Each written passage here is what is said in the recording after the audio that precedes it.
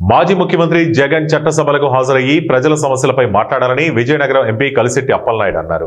జిల్లా తెలుగుదేశం పార్టీ కార్యాలయం అశోక్ బంగ్లాలో ఆయన మీడియాతో మాట్లాడారు. జగన్ ఎందుకు అసెంబ్లీ సమావేశాలకు రావడం లేదో చెప్పాలని ప్రశ్నించారు. కనీసం వైసీపీ ఎమ్మెల్యేలని అయినా సభలకు పంపించాలన్నారు. అది మాట్లాడక మాకు సమయం ఎవరు అంటారు. ముందు అసెంబ్లీకి వెళ్తే కదా సమయం ఇవ్వడానికి. అందుకు ఈ జగన్మోహన్ రెడ్డి ఆలోచన విధానాన్ని కూడా ఒకసారి ప్రజల ముందు తీసుకెళ్లవలసిన అవసరం ఉంది. ప్రజలకి ఏం కావాలో ప్రభుత్వం చేస్తుంటే ప్రజలకి ఏ రకంగా ఇబ్బంది కలుగుతుందో ఆ విషయాలు కూడా ప్రస్తావన చేయడానికి కూడా అసెంబ్లీ రాకుండా ఏదో రకంగా పోనీ అట్లీస్ట్ 5 సంవత్సరాలు ముఖ్యమంత్రి పనిచేసావు.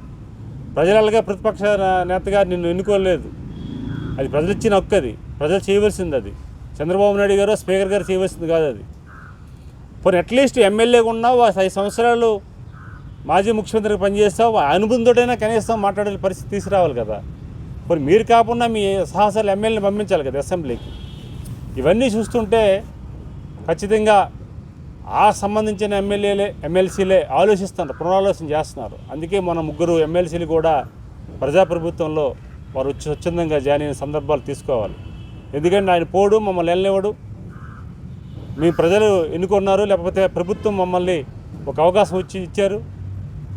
ఇలాంటి సందర్భంలో మాకు కూడా ప్రజల దగ్గర ఇంకా తక్కువ అయిపోతున్న ఆలోచనతో ఆ 3 ఎమ్మెల్సీలు కూడా మనను గౌరవ ముఖ్యమంత్రి చంద్రబాబు నాయుడు సమక్షంలో ఎన్డీఏ కూటమిలో జాయిన్ అయిన విషయం కూడా ఒకసారి గుర్తుపెట్టి మీకు మీ ద్వారా తెలియజేసుకుంటాను.